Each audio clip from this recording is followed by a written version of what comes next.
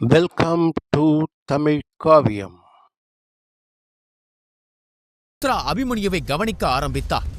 அந்த நொடியில் வானத்தை மறைத்து நின்ற அந்த பிரம்மாண்டமான பச்சை நிற நாகவளைய கவசத்தின் கீழ் பல்வேறு வண்ணங்களில் சிதறிய பேராற்றல்கள் ஒன்றோடு ஒன்று மோதி போர்க்களத்தையே அதிர செய்தன. வீரதாசன் முத்திரைகளை உருவாக்கத் துவங்கினார். அவரது உள்ளங்கைகளில் இருந்து புறப்பட்ட பேராற்றல் நீர்வீழ்ச்சியைப் போல பாய்ந்து அபிமன்யுவை சூழ்ந்தது. வெளியேற துடித்துக் கொண்டிருந்த நிலபூத சக்தியை மீண்டும் அவனது உடலுக்குள்ளேயே திணித்தது. அந்த சக்தியின் ஆதிக்கத்தால் அபிமன்யுவின் உடல் முழுவதும் புடைத்தெழுந்த நரம்புகள் மெல்ல மெல்ல அடங்கி தங்கள் இயல்பு நிலைக்கு திரும்பத் தொடங்கின. நிலைமை சீராவதைக் கண்ட வீரதாசன் ஆழமான குரலில் அபிமன்யுவை நோக்கி, "சிறுவனே, என் நம்பிக்கையை நீ வீணாக்க மாட்டாய் என்று நம்புகிறேன்" என்று தீவிரமாக கூறினார். அடுத்த கணமே அந்த இடத்திலிருந்து மின்னலென மறைந்தவர் நேராக உக்கிரபதியின் முன் வந்து நின்றார். முகத்தில் ஒரு மெல்லிய புன்னகை தவழ, "என்ன உக்கிரபதி, தயாராகி விட்டாயா? ஏனென்றால் இந்த முறை உனக்கு காட்ட என்னிடம் இரக்கம் ஏதும் இல்லை" என்று இடியென முழங்கினார். பேசிக்கொண்டே வீரதாசன் தன் கைகளில் இருந்து பேராற்றலை வெளிப்படுத்தத் தொடங்கினார். இதைக் கண்டு ஆத்திரமடைந்த உக்கிரபதி தன் கூட்டாளிகளை நோக்கி, "காளகேசி, ரபதாசு, கொஞ்சம் கூட தாமதிக்காமல் அந்த பையனை இப்போதே தீர்த்து கட்டுங்கள். அவன் வீழ்ந்தால் மட்டுமே இந்த போர் ஒரு முடிவுக்கு வரும்" என்று வெறிகொண்டு கத்தினார். உக்கிரபதி கட்டளையிட்ட அந்த அடுத்த நொடியே அவனுக்கு பின்னால் நின்றிருந்த வீரர்கள் தங்கள் வாள்களை சவுக்கை போல காற்றில் வீசியபடி மயங்கிக் கிடந்த அபிமன்யுவை நோக்கி மின்னல் வேகத்தில் பாய்ந்தன. இதைக் கண்டு பதறிய உத்ரா அவர்களை தடுக்க தன் சக்தியை திரட்டினார். ஆனால் அவள் ஒரு அடி முன்னெடுத்து வைக்கும் முன்பே குலசேகரன் மற்றும் கமலநாதர் புயலென வந்து பாதையை வழிமறித்து நின்றனர். வபகந்தர் குலத்தின் மூத்தவர்களான குலசேகரன் கமலநாதரும் அமரோதய நிலையின் தொடக்க கட்டத்தில் இருந்தாலும் அவர்களின் போர்த்திறன் வியக்கத்தக்கது. தங்களுக்கு முன்னால் மலைப்போல் நின்றிருந்த இச்சாதாரி மூத்தவர்களான காளகேசி மற்றும் ரபதாசுக்கு இணையான பேராற்றல் இல்லை என்றாலும் அவர்களை துணிச்சலாக எதிர்கொள்ளும் மனவலிமை அவர்களிடம் இருந்தது. இந்த 4 வீரர்களின் சக்திகளும் நேருக்கு நேர் மோதிய போது அந்த பள்ளத்தாக்கே அதிரும்படி இடி முழக்கங்கள் எதிரொலித்தன. பனிப்பள்ளத்தாக்கின் அமைதி மீண்டும் ஒருமுறை போரின் கோர சத்தங்களால் சுக்குநூறாக சிதறியது. போர் அதன் உச்சக்கட்ட ஆவேசத்தை எட்டியிருந்தது. கூழியர் குலத்தின் மதிவாணன் பெருமூச்சு விட்டு போரிட்டுக் கொண்டிருந்தார். அவர் எவ்வளவு தீவிரமாக தாக்கினாலும் எதிரிகள் மீண்டும் மீண்டும் புதுத்தெம்புடன் எழுந்து வருவதைக் கண்டு திகைத்து நின்றார். அருகில் போரிட்டுக் கொண்டிருந்த குருபரனை நோக்கி அவர் எச்சரிக்கையாக கத்தினார், "குருபரா, கவனித்தாயா? நாம் தாக்கும் ஒவ்வொரு முறையும் இந்த நச்சு பனிமூட்டம் நம் சக்தியை மெல்ல மெல்ல உறிஞ்சுகிறது. நாம் ஒரு கண்ணுக்கு தெரியாத புதைக்குழிக்குள் சண்டையிட்டுக் கொண்டிருக்கிறோம்." ஒரு நெருப்பு பிழம்பால் எதிரியை பொசுக்கிக் கொண்டே பதிலளித்தார் குருபரன். "ஆம் மதிவானா, இந்த நாகவளைய கவசம் வெறும் பாதுகாப்பு அரண் மட்டுமல்ல, இது ஒரு ஒட்டுண்ணி. இது நம் சக்தியை திருடி அந்த இச்சாதாரி பாம்புகளுக்கு ஊட்டி விடுகிறது. இந்த கவசத்தை நாம் உடனே தகர்க்கவில்லை என்றால் நம் உடல் தளர்ந்து இந்த பணியிலேயே மடிய வேண்டியதுதான்." மதிவாணரின் கண்களில் மரண பயம் மறைந்து உறுதி பிறந்தது. "அப்படியானால் பாதுகாப்பை பற்றி இனி கவலை இல்லை. தாக்குதல் ஒன்றே நம் வழி. ஒன்று வெல்வோம் அல்லது பேரழிவை ஏற்படுத்துவோம்." இருவரும் ஒருவரை ஒருவர் பார்த்து தலையசைக்க அடுத்த கணமே அவர்களின் தாக்குதல் வேகம் மின்னலென இரட்டிப்பானது. தற்காப்பு வளையங்களை முழுவதுமாக துறந்து அவர்கள் தங்கள் உயிரை பணயம் வைத்து மொத்த சக்தியையும் ஆக்ரோஷமான தாக்குதலில் குவித்தனர். மறுபுறம் காளகேசியும் ரபதாசும் திணறுவதைக் கண்ட மற்றொரு இச்சாதாரி மூத்தவர் ஒரு பயங்கரமான ரகசிய தாக்குதலை ஏவினார். அவரது சக்தியால் உருவான ஒரு பிரம்மாண்டமான நச்சுப்பாம்பு காற்றில் சீறிக்கொண்டு தற்காப்பற்று கிடந்த அபிமன்யுவை நோக்கி பாய்ந்தது. அருகில் நின்றிருந்த சசிரேகா இதை பார்த்த அந்த நொடியே மின்னலாக செயல்பட்டார். தன் கைகளில் இருந்து அடர்த்தியான கருப்பு நிற விஷ ஆற்றல் பந்தை ஏவினார். அது சீறி வந்த பாம்பின் மீது மோதி ஒரு பயங்கரமான வெடிப்புடன் அந்த தாக்குதலை சுக்குநூறாக சிதைத்தது. கரும்புகை அந்த இடத்தை மறைக்க ஒரு சிறு கீறல் கூட இல்லாமல் சசிரேகா அபிமன்யுவுக்கு காவலாக வந்து நின்றார். குளிர்ந்த புன்னகையுடன் சசிரேகா கூறினார், "உன் சண்டை என்னுடன் தான் இச்சாதாரி பூச்சியே. உன்னை கவனித்துக் கொள்ள நான் ஒருத்தி போதும்." இதை சொல்லிக்கொண்டே அபிமன்யுவை பாதுகாப்பாக பார்த்துக் கொள்ளுமாறு உத்ராவுக்கு சைகை செய்தார். உத்ரா உறுதியுடன் தலையசைத்து தன் சக்திகளை மேலும் திரட்டி அபிமன்யுவை சுற்றி ஒரு தற்காப்பு வளையத்தை உருவாக்கினார். வெளியே நடக்கும் பயங்கரமான போரை அறியாமல் அபிமன்யு மீண்டும் ஒருமுறை தன் உடலுக்குள் இருக்கும் நிலபோத சக்தியை எதிர்கொண்டார். சக்தியின் ஒரு பிரம்மாண்டமான சுழல் அவனை சுற்றி சுழன்றது. இந்த சுழல் அவன் சந்திரபுரி சாம்ராஜ்யத்திற்குள் நுழைவதற்கு முன்பு நிலத்தடி குகையில் எதிர்கொண்டதை விட 10 மடங்கு பெரியதாக இருந்தது. இப்போதைய சுழல் தொடர்ந்து பெரிதாகவும் வலுவாகவும் வளர்ந்து கொண்டே இருந்தது. அந்த தருணத்தில் அபிமன்யு தன் மனதிற்குள் உறுதி கொண்டான். என்னால் தோற்க முடியாது, நான் வெல்வேன். நான் முன்பே இதை கட்டுப்படுத்தி இருக்கிறேன். இதை மீண்டும் என்னால் கட்டுப்படுத்த முடியும். பற்களை கடித்துக்கொண்டு அவன் தனது சக்தி புள்ளிகளை திறக்கத் தொடங்கினான். ஒரு வெற்றிடத்தைப் போல அவன் உடல் அந்த சுழலின் ஆற்றலை உறிஞ்சத் தொடங்கியது. உண்மையில் அந்த நேரத்தில் வெளி உலகிற்கு அபிமன்யு மயக்க நிலையில் இருந்தான். ஆனால் உள்ரீதியாக அவனது ஆன்மா முழு விழிப்புடன் இருந்தது. அது தனக்குள் இருக்கும் நிலபூத சக்தியுடன் போராடிக் கொண்டிருந்தது. நிலபூத சக்தியின் இந்த 2ஆம் கட்ட தாக்குதல் முன்பை விட மிக அதிக சக்தி வாய்ந்தது என்பதை அபிமன்யு அறிந்திருந்தான். ஆனாலும் அவனுக்கு வேறு வழி இல்லை. அவன் தோல்வியுற்றால் அவன் உயிர் பிழைக்க முடியாத அளவுக்கு கடுமையாக பாதிக்கப்படுவான் என்பது அவனுக்கு தெரியும். அபிமன்யுவுக்கு தான் எங்கே இருக்கிறோம் என்று தெரியவில்லை என்றாலும் ஏதோ ஒரு வெளிப்புற சக்தி தனக்கு உதவுவதை அவன் ஆன்மாவால் உணர முடிந்தது. இந்த வாய்ப்பை இழக்க அவன் விரும்பவில்லை. எனவே அவன் தன் கைகளால் உருவாக்கப்பட்ட முத்திரையை மாற்றி நிலபூத சக்தியை தன் கழுத்தில் தொங்கும் ஒளிரும் சிவப்பு நிற கல்லுக்குள் செலுத்தத் தொடங்கினான். அந்த கல் சக்தியை உறிஞ்சி மேலும் மேலும் பிரகாசமாக ஜொலித்தது. இதனால் அவன் உடலில் இருந்து ஒரு பிரகாசமான ஒளி வெளிப்பட்டது. இதை பார்த்த உத்ரா தனக்குள் நினைத்தார், அபிமன்யுவின் சக்திகள் தொடர்ந்து அதிகரித்து வருகின்றன. அவன் வெற்றி பெறுவான் என்று நம்புகிறேன். அவனுக்கு நேரடியாக உதவ முடியாது என்பது உத்ராவுக்கு நன்றாக தெரியும். அபிமன்யு நாகவளைய கவசத்திற்குள் சிக்கியிருப்பதால் அவனது சக்திகள் விரைவில் தீர்ந்துவிடும் என்று அவள் பயந்தாள். அப்படி நடந்தால் நிலபூத சக்தி அவன் உடலை முழுமையாக கட்டுப்பாட்டிற்குள் கொண்டு வந்துவிடும். அதன் பிறகு அவனை காப்பாற்றுவது சாத்தியமற்றதாகிவிடும். நிலபூத சக்தி அவன் ஆன்மாவை கைப்பற்றி விட்டால் அது அவனை ஒரு பொம்மையைப் போல பயன்படுத்தும். அபிமன்யு ஒரு மிருகமாக மாறிவிடுவான். மனித உடல் இருக்கும், ஆனால் ஆன்மா முழுமையாக நிலபூத சக்தியால் ஆளப்படும். அவன் தன் வழியில் நிற்கும் அனைத்தையும் அழிப்பான். எளிமையாக சொன்னால் மனிதர்களையோ அல்லது மிருகங்களையோ பொருட்படுத்தாத ஒரு நடமாடும் பிணமாக அபிமன்யு மாறிவிடுவான். வானத்தில் நடக்கும் போரை பார்த்த உத்ராவுக்கு கவலை அதிகரித்தது. அவள் சண்டையிட விரும்பினாள். ஆனால் அவள் போரில் இணைந்தாள். யாராவது அந்த வாய்ப்பை பயன்படுத்தி அபிமன்யுவை தாக்குவார்கள் என்பதும் அவளுக்கு தெரியும். அது அவன் உயிருக்கு ஆபத்தை விளைவிக்கும். உத்ராவின் கண்களில் கண்ணீர் துளிர்த்தது. அபிமன்யு குணமடைந்தவுடன் இச்சாதாரி குலத்தின் மீது தாக்குதல் நடத்தி அவர்களை முழுவதுமாக அழிக்க நான் போதகரிடம் கேட்பேன் என்று நினைத்தாள். இதற்கிடையில் வானத்தில் பச்சை நிற சக்தி கவசத்திற்குள் இருந்த சாம்பா ஒரு பயங்கரமான புன்னகையுடன் ஒரு முத்திரையை உருவாக்கினான். அந்த முத்திரை ஒரு பிரகாசமான ஒளியுடன் ஜொலிக்கத் தொடங்கியது. அவன் கைகளில் இருந்து ஒரு சிறிய பாம்பு வெளிவந்து சுற்றியுள்ள ஆற்றல்களை உறிஞ்சத் தொடங்கியது. இதை பார்த்த சாம்பா ஒரு அமானுஷ்யமான சிரிப்பை உதிர்த்தான். சற்று தொலைவில் 2 இச்சாதாரிகளுடன் சண்டையிட்டுக் கொண்டிருந்த நெடுமாறன் சாம்பாவின் சிரிப்பை கேட்டு கோபத்தில் கொதித்தார்.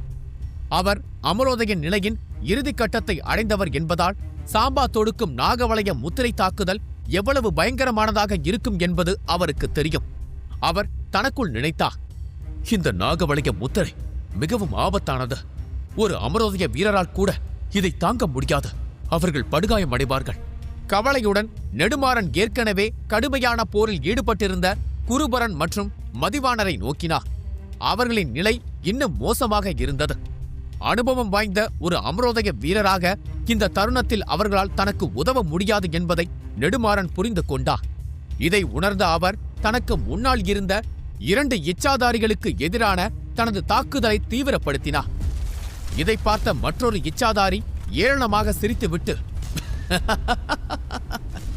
என்ன ஆனது நெடுமாறா? எங்கள் பழமையான இச்சாதாரி வித்தையை பார்த்து பயந்து விட்டாயா? நீங்கள் அனைவரும் ஒன்று சேர்ந்தாலும் அந்த பையனை காப்பாற்ற முடியாது. இன்னும் சிறிது நேரத்தில் நாகசக்தி தாக்குதல் முழுமையாக தயாராகிவிடும். அதன் பிறகு நீங்கள் என்ன செய்தாலும் அது வீண்தான். கவலைப்பட வேண்டாம். இந்த தாக்குதல்கள் முடிந்தது. உன் ஆட்களுக்கு என்ன நடக்கும் என்பதை பார்க்க நீ உயிரோடு இருக்க மாட்டாய் என்று சிரித்தான். அந்த 2 இச்சாதாரிகள் தங்கள் சக்திகளை ஒன்றாக வெளியிட்டு நெடுமாறனை ஒரே நேரத்தில் தாக்கினர். அவர்களை புறக்கணித்துவிட்டு நெடுமாறன் ஆழமான அதிகாரமான குரலில், பாம்புகளை நசுக்குவது எனக்கு புதிதும் அல்ல, பயமும் அல்ல என்று கூறிவிட்டு தனது உடலில் இருந்த எஞ்சிய சக்தியை திரட்டி ஒரு பயங்கரமான தாக்குதலை தொடுத்தார். 2 இச்சாதாரிகளின் கண்களும் அதிர்ச்சியில் விரிந்தன. அவர்கள் வேக வேகமாக முத்திரைகளை உருவாக்கத் தொடங்கினர். ஆனால் அவர் தொடுக்கும் ஒவ்வொரு தாக்குதலிலும் தனது சொந்த சக்தி குறைந்து வருவதையும், அதே சமயம் 2 இச்சாதாரிகளும் தொடர்ந்து முத்திரைகளை உருவாக்கி தங்களை புதுப்பித்துக் கொள்வதையும் நெடுமாறன் அறிவார். விரைவில் ஏதேனும் மாற்றம் நிகழாவிட்டால் போர் விரைவாக முடிந்துவிடும் என்பது தெளிவாக தெரிந்தது. கவலையுடன் நெடுமாறன் தீவிரமாக முணுமுணுத்தார். இந்த நாகவளைய முத்திரையை நான் குறைத்து மதிப்பிட்டு விட்டேன். இந்த இச்சாதாரி பாம்புகள் நம்மை திசை திருப்பி நாகவளைய தாக்குதல் முடிவடையும் நேரத்திற்காக காத்திருக்கின்றன. அப்போதுதான் அவர்கள் அனைவரையும் ஒவ்வொருவராக வேட்டையாட முடியும். இந்த குளம் உண்மையிலேயே இழிவானது. இதை நினைத்துக் கொண்டே அவர் தரையை நோக்கி பார்த்து உத்ராவிடம் கத்தினார். உத்ரா, உன் உயிரை காப்பாற்றிக்கொள். திடீரென ஒலித்த அந்த குரல் அனைவரின் கவனத்தையும் நெடுமாறனின் பக்கம் திருப்பியது. அவர் 2 இச்சாதாரிகளுடன் மூர்க்கமாக போரிட்டுக் கொண்டிருந்தார். ஆனால் அவர்களின் அதிர்ச்சிக்கு காரணம் அவரது எச்சரிக்கை அல்ல, சாம்பாவின் கைகளில் மிதந்து கொண்டிருந்த அந்த நாக சக்திதான். அது பச்சை நிறத்தில் இருந்து கருப்பு நிறத்திற்கு மாறியிருந்தது. அனைவரின் கண்களும் தன் மீது இருப்பதை பார்த்த சாம்பா சத்தமாக சிரித்து தன் முத்திரையை முன்னோக்கி நீட்டினார். இச்சாதாரிகளே, பின்வாங்குங்கள். இப்போது இந்த பையனையும் அவன் அருகில் நிற்கும் பெண்ணையும் காப்பாற்ற யார் வருகிறார்கள் என்று பார்ப்போம். தன் கையை கீறி தன் ரத்தத்தை அந்த முத்திரையில் ஊற்றி அபிமன்யுவை பார்த்து, சாக தயாராக இரு சிறுவனை. நாகவளைய முத்திரை தாக்குதலை உன்னால் இன்று அனைவரும் பார்க்கப் போகிறார்கள் என்று கர்ஜித்தான். அடுத்த நொடி இயற்கையின் ஆற்றல்கள் பொங்கி எழுந்தது. அவன் கையில் இருந்த நாகசக்தி ஒரு நாகமாக உருவெடுத்தது. அது சுற்றியுள்ள அனைத்து ஆற்றல்களையும் உறிஞ்சத் துவங்கியது. இந்த தாக்குதலை பார்த்த வீரதாசன் ஆவேசத்தின் உச்சத்துக்கே சென்றார். சாம்பாவை நோக்கி சீறிய அவர், வீரம் இல்லாத கோழையே, தன் நிலையறியாது மயங்கி கிடக்கும் ஒரு வீரனை தாக்க உனக்கு வெட்கமாக இல்லையா?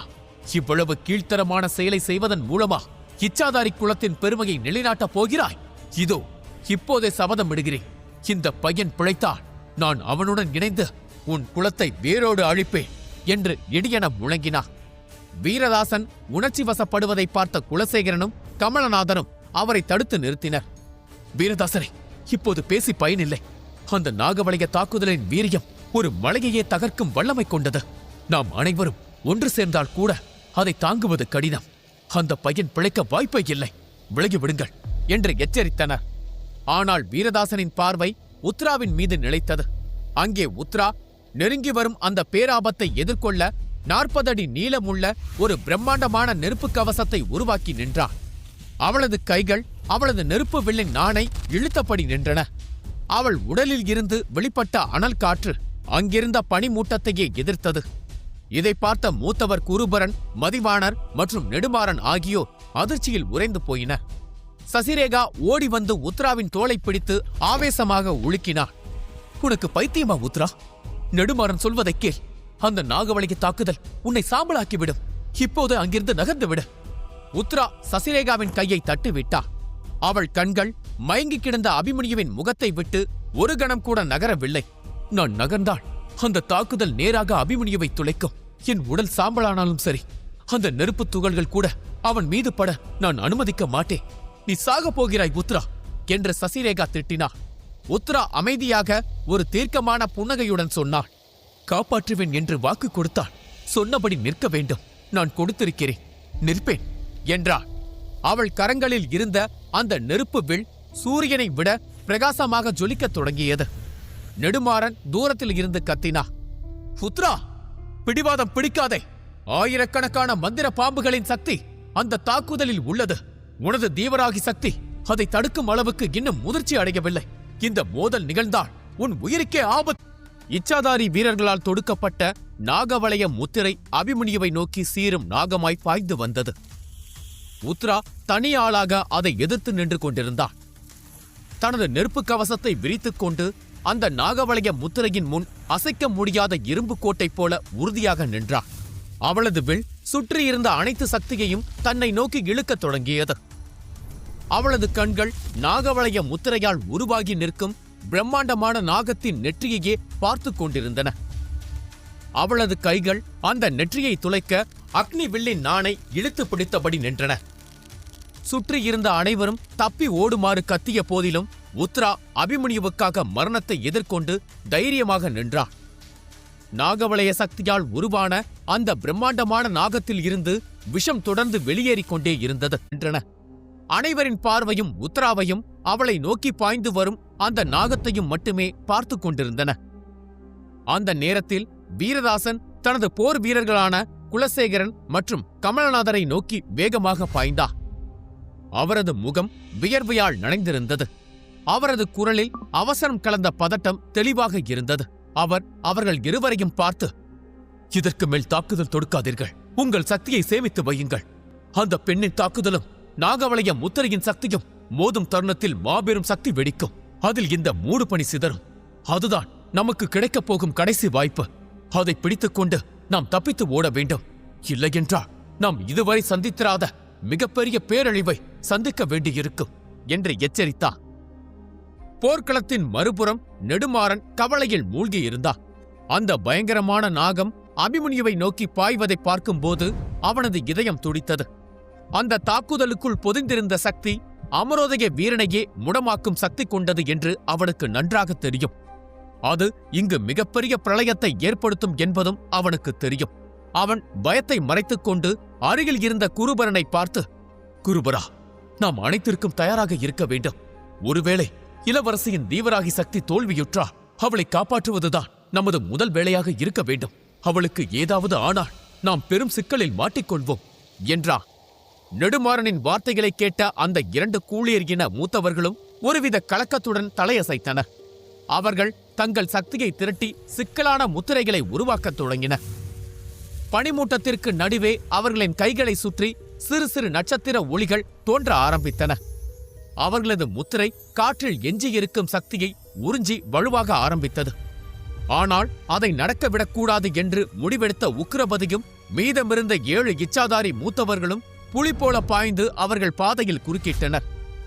அனைத்து இச்சாதாரிகளும் ஒரே நோக்கத்தோடு இருந்தனர். அபிமன்யுவை கொல்ல வேண்டும், அதற்கு தடையாக இருப்பவர்களை நசுக்க வேண்டும். இச்சாதாரிகள் தங்கள் குரூர பார்வையை போர்க்களத்தில் இருந்த அனைத்து வீரர்கள் மீதும் வைத்தனர். ஒருவரை கூட அவர்கள் அபிமன்யுவுக்கு உதவ அனுமதிக்கவில்லை. அவர்கள் முகத்தில் குரூரமும் ஆணவமும் கலந்த ஒரு வஞ்சக புன்னகை தோன்றியது. அவர்களை பார்த்த குருபரன் ஆத்திரத்தில் தன் முஷ்டியை இறுக்கி பிடித்தார். இந்த கீழ்த்தரமான செயலை கூழியர் இனம் ஒருபோதும் மன்னிக்காது என்று குருபரன் கண்களில் கோபத்துடன் கூறினார்.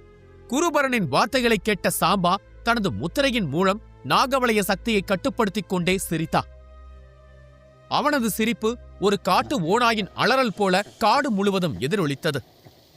அவனை பின்தொடர்ந்து அங்கிருந்த அனைத்து இச்சாதாரி மூத்தவர்களும் ஒருவர் பின் ஒருவராக அந்த பயங்கரமான ஏளனச் சிரிப்பில் கலந்து கொண்டனர். அனைவரது சிரிப்பும் ஒன்று சேர்ந்து ஒரு மரண ஓலம் போல கேட்டது.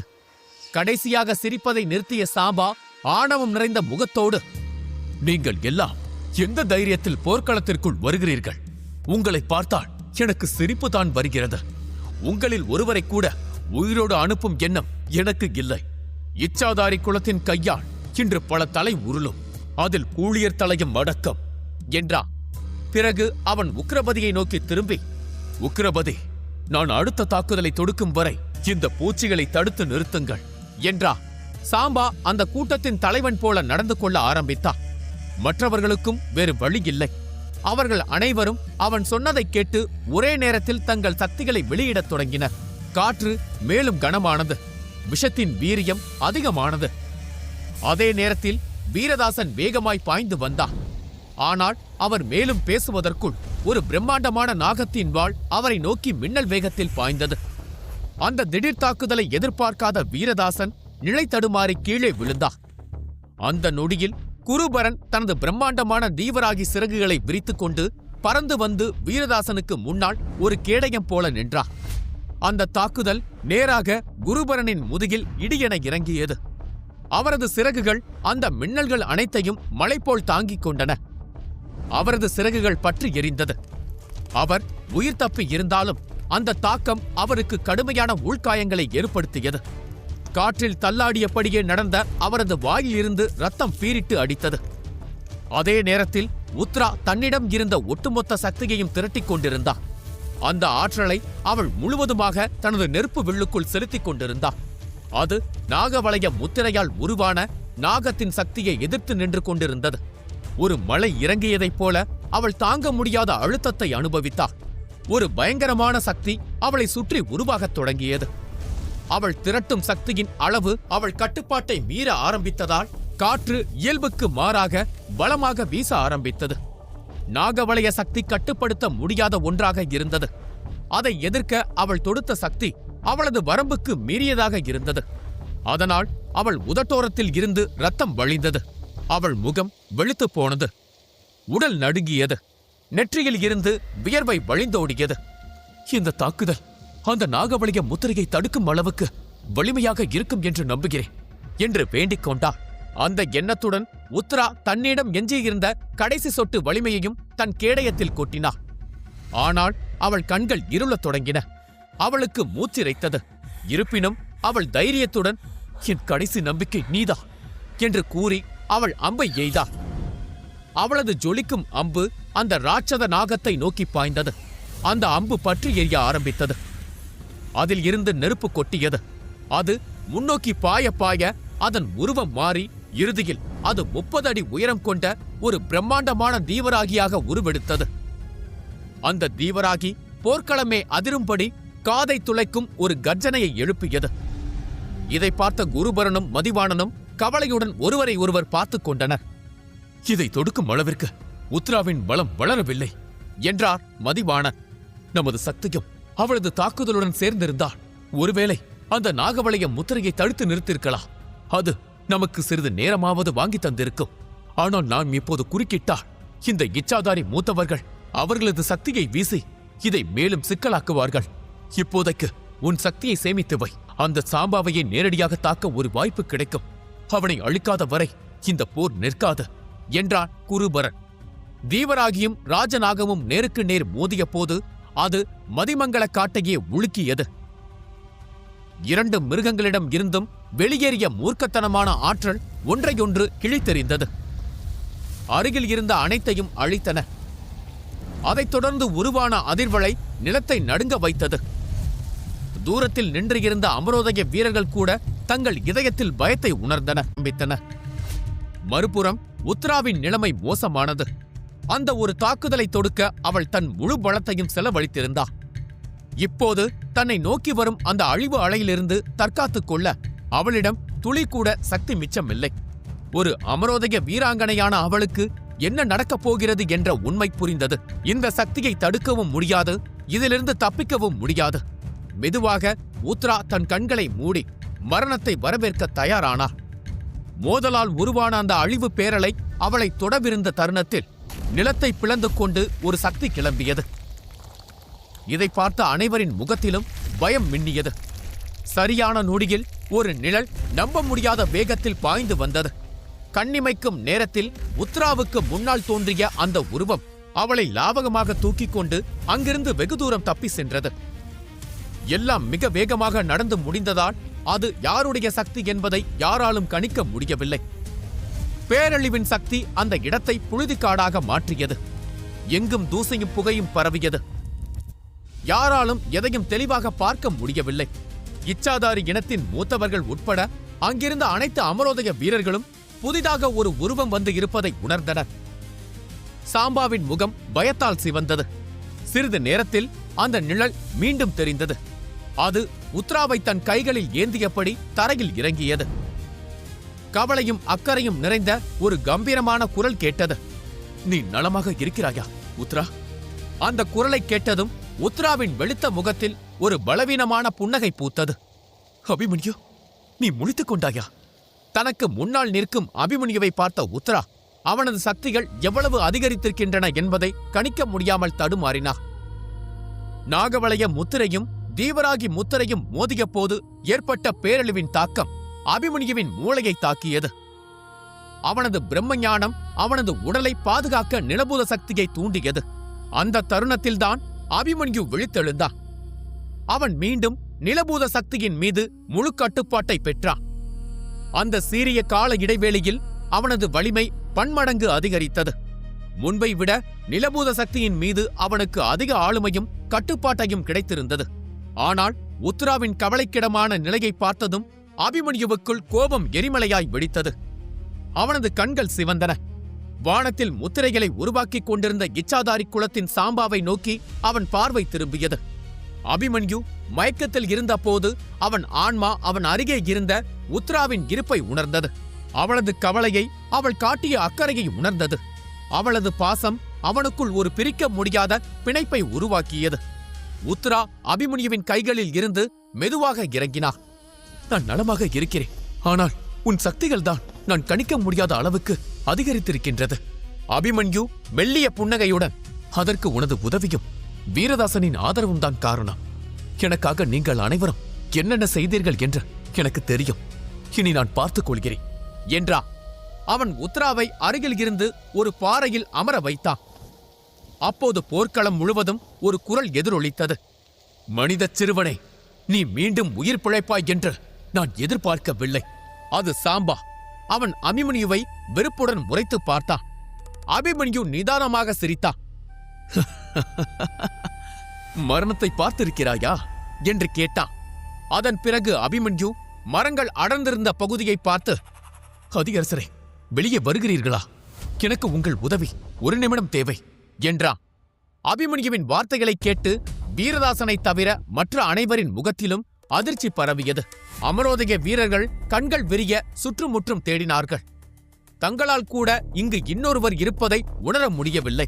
இவன் எப்படி உணர்ந்தான் என்று திகைத்தனர். திடீரென ஒரு சக்தி வாய்ந்த ஆற்றல் தன்னை வெளிப்படுத்திக் கொண்டது. சாம்பாவின் முகத்தில் பயம் எட்டி பார்த்தது. மென்மையாக சிரித்துக் கொண்டே அதிகரசன் வெளியே வந்தான்.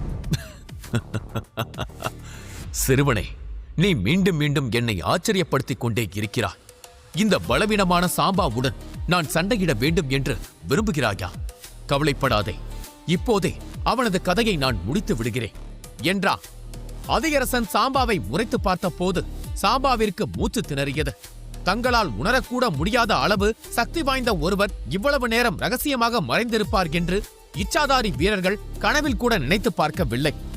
அபிமன்யு சிரித்துக்கொண்டே, வேண்டாம், இந்த பதரை கொள்ள வேண்டியது என் பொறுப்பு என்றான். கூழியர் இன மூத்தவர்களான நெடுமாறன், குரூபரன், மதிவாணன் ஆகியோர் திகைப்பில் உறைந்து நின்றனர். நெடுமாறன் சிரித்துக்கொண்டே, அபிமன்யுவுக்கு பின்னால் அமரோதய நிலையில் இருக்கும் ஒரு மருத்துவர் இருந்திருக்கிறான். இந்த பையன் சாதாரணமானவன் அல்ல என்றார். இப்போது அவர்களுக்கு ஒரு நம்பிக்கை பிறந்தது. எல்லோரும் ஒன்றாக சேர்ந்தால் அந்த 9 இச்சாதாரி நாகங்களை கொல்வது கடினமாக இருக்காது என்ற நம்பிக்கை பிறந்தது. மறுபுறம் சாம்பாவிற்கு தனது கௌரவம் இடித்தது. அதனால் பின்வாங்க முடியாது. நீங்கள் எத்தனை பேரை திரட்டினாலும் சரி, நான் யாரையும் இங்கிருந்து உயிரோடு அனுப்பப் போவதில்லை என்று கர்ஜித்தா. அபிமன்யுவை இன்று உயிரோடு அனுப்பினால் எதிர்காலத்தில் அவன் தங்கள் இனத்திற்கே மிகப்பெரிய எதிரியாக மாறுவான் என்று இச்சாதாரி நாகங்கள் கருதினர். ஆனால் தங்கள் பயத்தை மறைத்துக் கொண்டு அனைவரும் போருக்கு தயாராகினர். இச்சாதாரி நாகங்கள் அனும புன்னகை தோன்றியது. அந்த தருணத்தில் சராயு தனது மயக்கத்தில் இருந்து விழித்தெழுந்தான். அபிமன்யுவின் மணிக்கட்டில் காப்பு போல மீண்டும் சுற்றி கொண்டான். நீண்ட நேரத்திற்கு பிறகு தன் நண்பனை மீண்டும் உணர்ந்த அபிமன்யு மகிழ்ச்சியோடு அவனை பார்த்து, நலமாக இருக்கிறாயா நண்பா என்று கேட்டான். சராயு இமைகளை அசைத்து அபிமன்யுவை பார்த்து புன்னகைத்தான். அந்த ஒற்றை சைகை அபிமன்யுவின் மனதில் இருந்த பாரத்தை இறக்கி வைத்தது. கவலை மறைந்த அடுத்த நொடியே அபிமன்யுவின் கைகள் மின்னல் வேகத்தில் ஒரு முத்திரையை உருவாக்கத் தொடங்கின. உடனடியாக ஒரு பிரம்மாண்டமான சக்தி நதி போல அவனை சூழ்ந்து கொண்டது. அது சாதாரண ஆற்றல் அல்ல, அது அவனது நிலபூத சக்தியின் அடுத்த நிலை. அது அபிமன்யுவை சுற்றி புயல் போல சுழல ஆரம்பித்தது. அந்த புயல் சுற்றி இருக்கும் அனைத்து ஆற்றல்களையும் தனக்குள் இழுக்க ஆரம்பித்தது. அபிமன்யுவின் முகம் இரக்கமற்ற கொடூரனின் முகமாக மாறியது. அபிமன்யு உச்சபட்ச சக்தியோடு தனது தாக்குதல் முத்திரையை கட்டவிழ்த்தான். அடுத்த கணம் அவனை சுற்றியிருந்த சுழல் அதிர ஆரம்பித்தது. அனைவரின் கண் முன்னே அபிமன்யுவின் உடலில் ஒரு பயங்கரமான மாற்றம் நிகழத் தொடங்கியது. அவனது தேகம் பச்சை நிறத்தில் பிரகாசிக்க ஆரம்பித்தது. அவனது கண்கள் கருப்பு நிறத்தில் இருந்து ஒளிரும் பச்சை நிறத்திற்கு மாறியது. அவன் உடலில் இருந்த ஒவ்வொரு பிந்து சக்தி புள்ளியும் ஒரு நட்சத்திரத்தைப் போல ஜொலிக்கத் தொடங்கியது. அவை அவனை சுற்றி இருந்த நிலபூத சக்தி சுழலை அப்படியே உறிஞ்சி அவனை மேலும் மேலும் வலுவானவனாக மாற்ற ஆரம்பித்தது. அளவுக்கு அதிகமான சக்தியே ஒரே நேரத்தில் உள்வாங்கியதால் அவனது உடல் வெடித்து சிதறிவிடும் அளவிற்கு அதிரத் தொடங்கியது. ஆனால் அது அவனை அழிப்பதற்கு பதிலாக உச்சத்திற்கு கூட்டி சென்றது. கஜசூர நிலையில் இருந்த அபிமன்யுவின் பிரம்மக்கலை புதிய உச்சத்தை தொட்டது. அவன் பவித்ரோதய நிலையை அடைந்தான். இதைக் கண்ட அனைவரும் அதிர்ச்சியில் உறைந்தனர். அதிகரசன் கண்களை நம்ப முடியாமல் பார்த்தா. ஒரு மாதத்துக்குள் கஜசூர நிலை இருந்து பவித்ரோதய நிலைக்கு சென்றது இயல்பான வளர்ச்சி அல்ல. இதற்கு காரணம் என்ன என்பதை அதிகரசனால் புரிந்து கொள்ள முடியவில்லை. அமரோதய நிலையில் இருந்த சாம்பா கூட அபிமன்யுவின் இந்த அசுரத்தனமான வளர்ச்சியைக் கண்டு ஒருவித பயத்தை உணர்ந்தான். ஆனாலும் அவன் தன் ஆணவத்தை விட்டுக் கொடுக்காமல் சீறினான். மூத்தவர்களே, இவனது உடலில் ஒரு அங்குலம் கூட மிச்சம் இருக்கக்கூடாது. இவனை 10,000 துண்டுகளாக வெட்டுங்கள் என்று கத்தினார். இச்சாதாரி நாகங்கள் மூர்க்கத்தனமான வேகத்தில் பாய்ந்து வர வீரதாசன், சசிரேகா, நெடுமாறன், குருபரன் என அங்கிருந்த அனைத்து வீரர்களும் அந்த நாகங்களை வழிமறித்தனர். முன்பு இச்சாதாரிகள் பயன்படுத்திய அதே யுத்த முறையை இப்போது மனித வீரர்கள் அவர்கள் மீதே திருப்பினர். இதனால் போரின் நிலை மாற்றமடைந்தது என்பது வெளிப்படையாக தெரிந்தது. போர்க்களத்தில் அபிமன்யுவுக்கு துணை நிற்கும் வலிமையான வீரர்களை கண்ட இச்சாதாரிகளின் மனதில் மரண பயம் பரவியது. நாம் செய்தது பெரும் தவறு என்பதை அவர்கள் உணர்ந்தனர். அந்த தருணத்தில் அபிமன்யு சாம்பாவை பார்த்து, புத்ராவின் உடலில் விழுந்த ஒவ்வொரு காயத்திற்கும் நீ பதில் சொல்லியே ஆக வேண்டும் என்றான். பேசிக்கொண்டே அபிமன்யு தனது சக்தியை வெளியேற்றி மற்றொரு முத்திரையை உருவாக்கத் தொடங்கினான். சாம்பா நடுங்கும் குரலே, பவித்ரோதய நிலையை அடைந்து விட்டால் நீ கடவுளாகிவிட்டாய் என்ற அர்த்தமில்லை. இச்சாதாரிகளின் ரகசிய சக்தி உனக்கு தெரியாது. நீ நீ என்று அவன் வார்த்தை தடுமாற ஆரம்பித்தது. அதைக் கண்ட அபிமன்யுவின் உதடுகளில் ஒரு குரூரமான சிரிப்பு தோன்றியது. பாம்பை கொள்ள கடவுள் தேவையில்லை, கழுகு போதும் என்றான். அபிமன்யுவின் கைகளில் உருவாகும் முத்திரையை பார்த்தவுடன் அந்த நொடியில் சாம்பாவின் கண்களில் மரண பயம் தெரிந்தது. அந்த முத்திரையை அவன் உடனடியாக அடையாளம் கண்டு கொண்டான். அபிமன்யு பிரம்மசக்கர நுட்பத்தை தயார் செய்து கொண்டிருந்தான். அபிமன்யு கஜசூர நிலையில் இருந்த போதே இந்த தாக்குதலை பயன்படுத்தி ஒரு இச்சாதாரி மூத்தவரை படுகாயமடைய செய்தான். இப்போது அவன் பவித்ரோதய வீரன். இப்போது அவன் அதே தாக்குதலை கட்டவிழ்த்து விட்டால் அதன் சக்தி என்னவெல்லாம் செய்யும் என்று யோசித்து பார்க்கவே பயமாக இருந்தது. சாம்பா சுற்றுமுற்றும் பார்த்தா. இச்சாதாரி நாகங்கள் அனைத்தும் அபிமன்யுவின் கூட்டாளிகளால் சிறைப்பிடிக்கப்பட்டன. தன்னை காக்க யாரும் இல்லை என்பதை அவன் உணர்ந்தான். இச்சாதாரி நாகங்கள் மெல்ல மெல்ல பின்னோக்கி தள்ளப்பட்டனர். இது இப்படியே தொடர்ந்தால் தோல்வி நிச்சயம் என்பது அவனுக்கு புரிந்தது. கோபத்தில் பற்களை கடித்த சாம்பா அவசர அவசரமாக தனது சக்தியை மட்டும் பயன்படுத்தி ஒரு நாகவளைய முத்திரையை உருவாக்கத் தொடங்கினான்.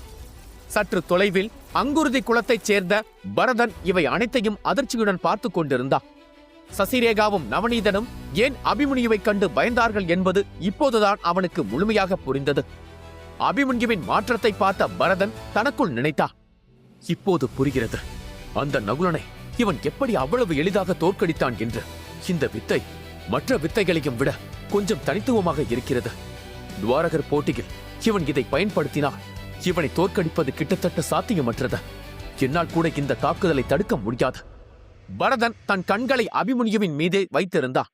அந்த சமயத்தில் அதிகரசன் இச்சாதாரி இனத்தின் மூத்தவர்களில் ஒருவனான உக்கிரபதியுடன் மூர்க்கமாக சண்டையிட்டுக் கொண்டிருந்தான்.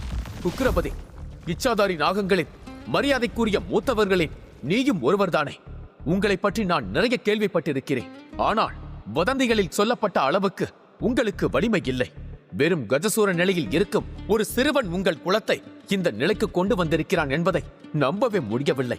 இதை நினைத்து பார்த்தால் சிரிப்புதான் வருகிறது என்றார். அதிகரசனின் ஏளன சிரிப்பை பார்த்து உக்கிரபதி கோபத்தில் கொதித்தெழுந்தார். ஆனால் அவரால் பதில் ஏதும் பேச முடியவில்லை. அதிகரசனின் அபரிமிதமான சக்தியைக் கண்டு அவருக்குள் மரண பயம் தோன்றியது. அதிகரசன் அவரை சீண்டுவதை நிறுத்தவில்லை. இறுதியில் பொறுமை இழந்த உக்கிரபதி, அதிகரசரே, இந்த பையனால் தாக்கு பிடிக்க முடியும் என்று நம்புகிறாயா? பபகந்தர் குலமும் கூழியர் சாம்ராஜ்யமும் இவனுக்கு துணையாக இல்லாவிட்டால் பனிப்பள்ளத்தாக்கில் மூச்சுவிடக்கூட இவனுக்கு தைரியம் வந்திருக்காது என்றார். அதிகரசன் ஏளனமாக சிரித்தார். ஓஹோ, அப்படியா?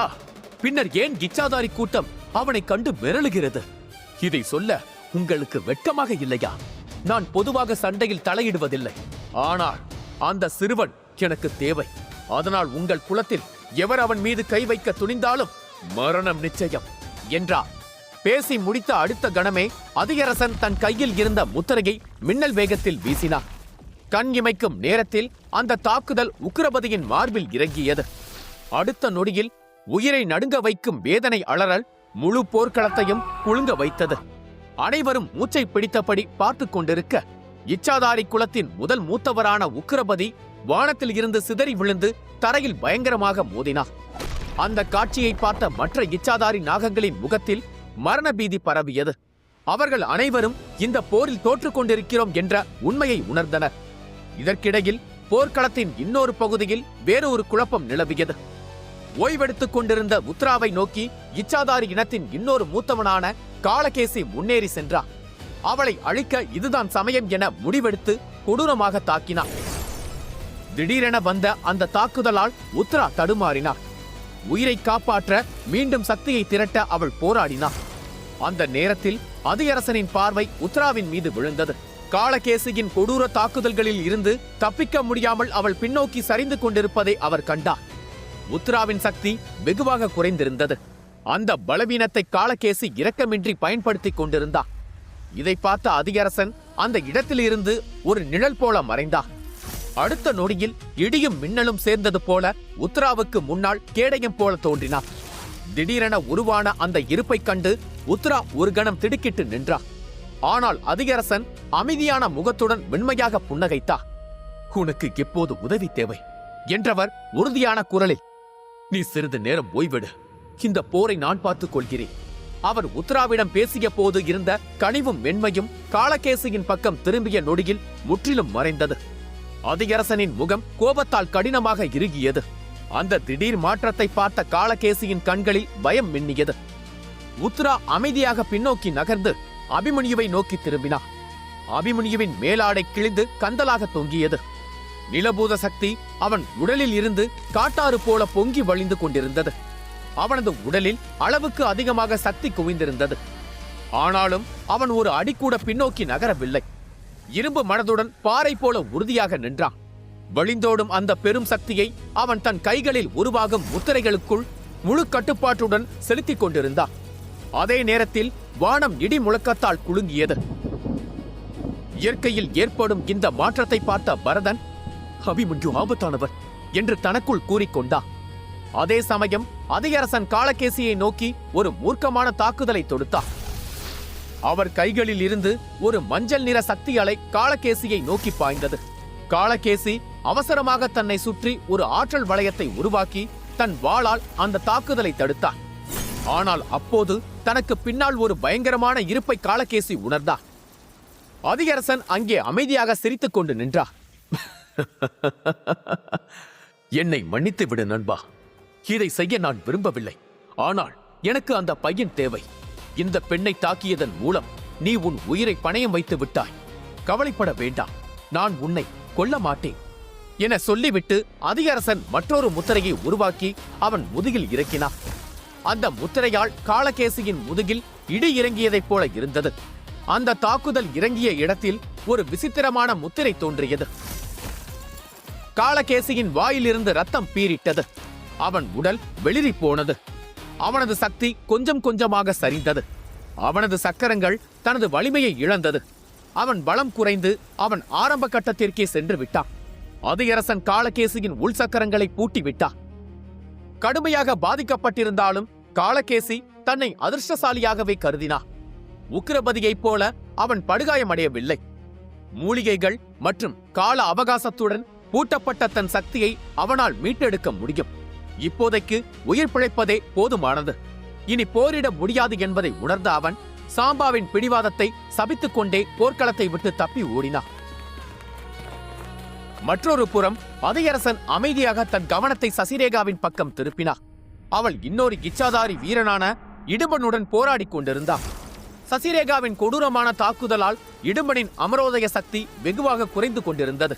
இச்சாதாரி மூத்தவர்கள் ஒவ்வொருவராக வீழ்வதை கவனித்த அதியரசன் உத்ராவை நோக்கி சென்றார். உத்ராவோ அபிமன்யுவின் கைகளில் திரளும் சக்தியை பார்த்து உறைந்து போய் நின்று இருந்தான்.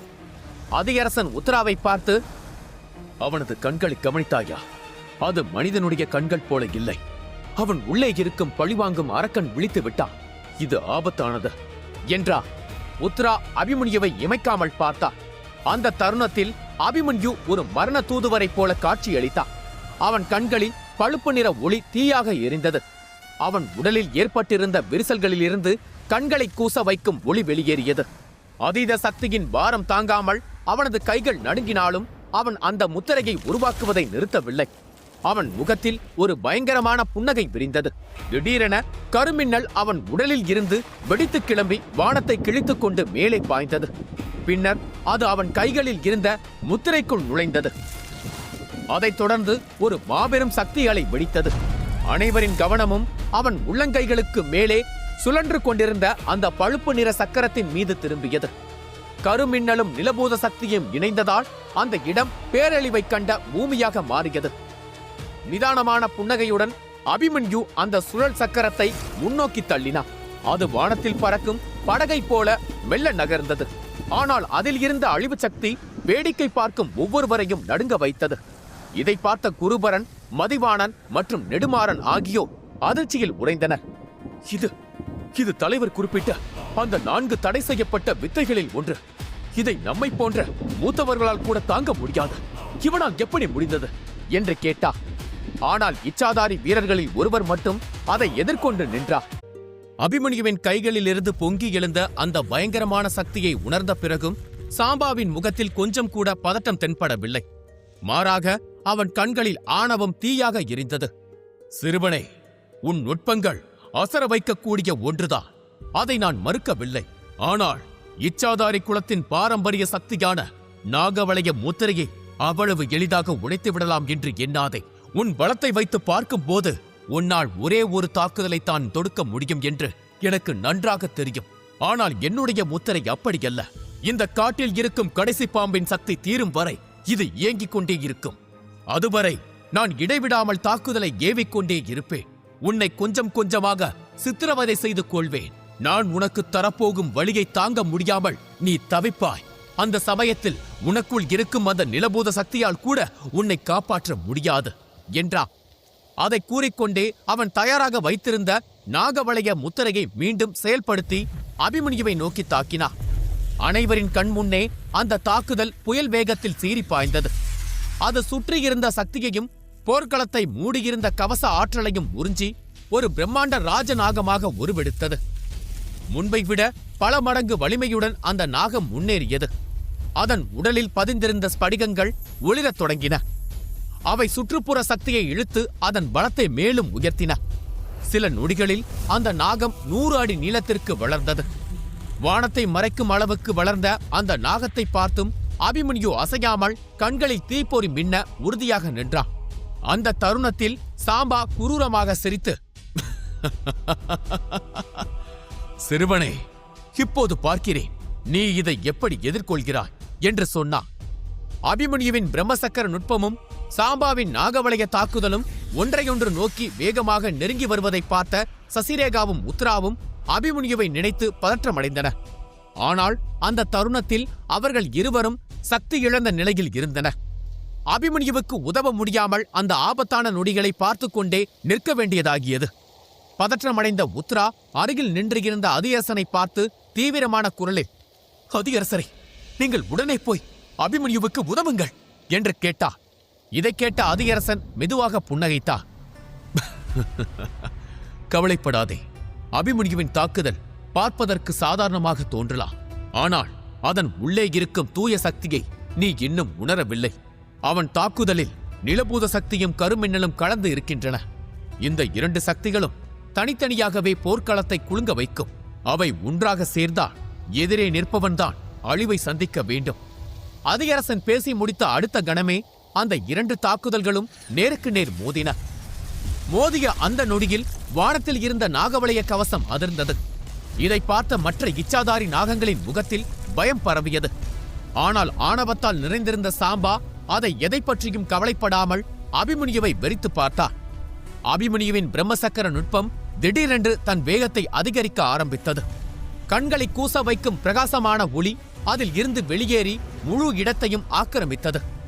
அதை பார்க்கும்போதுதான் சாம்பாவின் மனதில் கவலை எட்டி பார்த்தது. இவனது சக்திகள் எப்படி அதிகரித்துக் கொண்டே இருக்கிறது? இவன் ஏதாவது ரகசிய வித்தை வைத்திருக்கிறானா? அவனால் ஒரு முறைக்கு மேல் இந்த நுட்பத்தை பயன்படுத்த முடியாது என்றுதானே நான் நினைத்தேன். ஆனால் அவன் பயன்படுத்திக் கொண்டே இருக்கிறான். இவனிடம் ஏதோ ஒரு மர்மம் இருக்கிறது. இவனை மட்டும் சிறைப்பிடித்தால் நமது அனைத்து பிரச்சனையையும் தீர்த்து விடலாம் என்று சாம்பா தனக்குள் கணக்கு போட்டான். அந்த தருணத்தில் அபிமன்யுவின் குரல் காற்றை கிழித்துக் கொண்டு சாம்பாவின் காதில் வந்து விழுந்தது.